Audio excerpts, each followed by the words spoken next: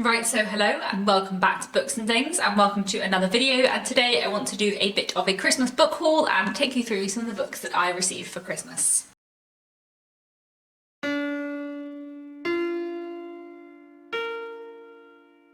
So I have 15 books to show to you today. A lot of these books were gifts from family and friends, and I'm very grateful for all of them. I'm really excited to get to every single book on this list. 14 of these were Christmas presents, and one of them was another book I just happened to buy for myself around the time of Christmas, so it seemed to make sense to put it into this video. I will start off with the classics. I have quite a few classics that friends and family gave me for Christmas. So first I have two French classics. So this is La Dame aux Caméllias by Alexandre Dumas Fils, who is the son of Alexandre Dumas, who wrote The Count of Monte Cristo. I don't know too much about this book. I'm not going to read the back because I have a policy of never reading the backs of classics because many a classic edition spoils the plot entirely on the back cover. But I have heard good things about this. I have heard that it is an interesting French classic. This is a French classic from 1848.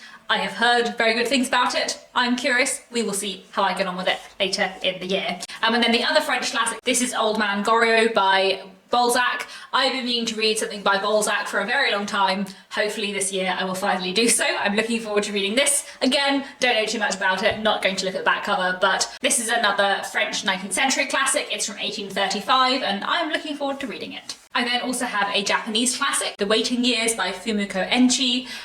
This is a late 19th century Japanese classic, something I always enjoy. And I believe this is about a woman who is sent to find a mistress for her husband. Which sounds very intriguing, so I'm very much looking forward to this. Don't know very much about it, but it is a fairly short 19th century Japanese classic. I'm sure that I'm going to enjoy it. I then have a couple of American classics, Across the River and Into the Trees by Ernest Hemingway. I have read one thing by Hemingway before, which was The Old Man and the Sea. I did not like it, but I think the fact that it was about a man catching a fish, and I have a phobia of fish, did not really help with my first experience of Hemingway. So I am curious to read something more by him, and we'll see how I get on with Across the River and Into the Trees. Do we think there's going to be more fish in it because it's got a river in the title? I don't know. I believe this book is set in Venice just after the First World War, which sounds very intriguing, so I will see how I get on with this, and hopefully it might be a slightly better experience with Hemingway than the first time I read one of his works. Then I also have this. This is an edition of Quicksand and Passing by Nella Larsen. I read Passing in 2020 and loved it. It was one of my favourite books of the year, and I really wanted to read more by Nella Larsen. She unfortunately did not write very much, but she did write another novella called Quicksand. Quicksand was published in 1928, and it sounds absolutely fascinating. It is about a mixed-race woman who feels fairly torn between her black relations and her white relations, and from the sound of the blurb is going to deal with some similar themes to Passing in, I'm sure, an incredible way. Very, very excited to read Quicksand. I then also have a Colombian classic, 100 Years of Solitude by Gabriel Garcia Marquez, which my partner Nick gave to me for Christmas. I'm really looking forward to reading this. I haven't read anything by Gabriel Garcia Marquez, but I have heard many things about him. I gather that this is a kind of intergenerational family story with some minor elements of magic realism.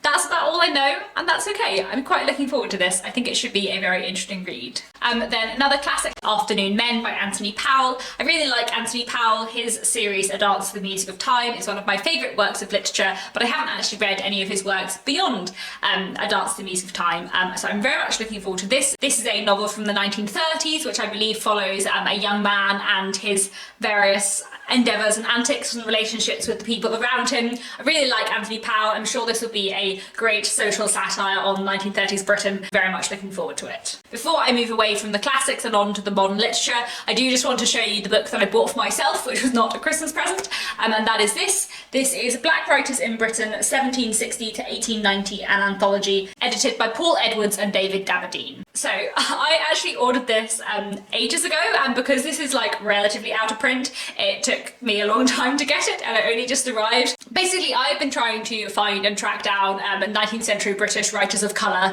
and it is quite hard because there are not that many, or not that many that are known about or are easy to find. And I came across this book while searching online, and I thought that this might be an interesting read. And my plan is, I think, possibly to save this for Victober, because obviously the years of it are quite Victorian, though some of them are pre-Victorian, and to read this in Victober for a slightly different perspective. I don't think there is much fiction in here. I think it is mostly non-fiction accounts, but I think it should be a really interesting read. I just read Black and British by David Olusoga, which explored really interestingly the history of Black people in Britain for many centuries past, but especially looked at the 18th and 19th century. I found that book absolutely fascinating, and I think this will be a really interesting source book to read alongside this. Basically, this is an anthology of various extracts from writing from Black writers living in or visiting Britain during this time period, and I just think it should be a really interesting read. So very much looking forward to this. Like I said, I might save it for October, but yeah,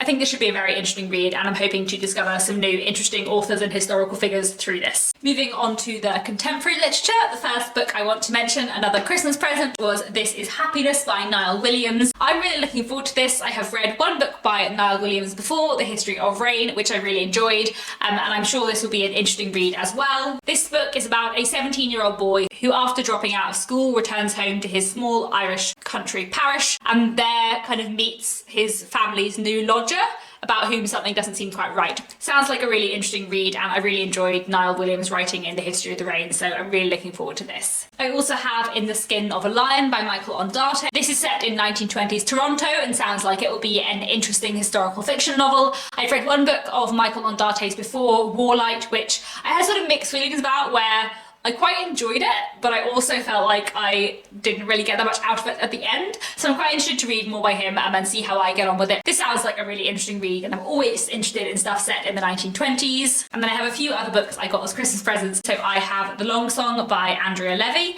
I have read one other book by Andrea Levy before, The Small Island, which I absolutely loved. I read that years ago, so I'm very excited to read some more by her. I believe this book is set in 19th century Jamaica, which in itself sounds absolutely fascinating, and I am very much looking forward to reading this. I also have Queenie by Candice Carty-Williams, which I've been meaning to read for ages. This is a commercial women's fiction novel which looks at Queenie, a young Black British woman living in London and kind of getting on with her life and struggling with various kinds of things. I think it should be a really interesting novel. I've heard such great things about it and I cannot wait to read it. And I also have The Little Stranger by Sarah Waters.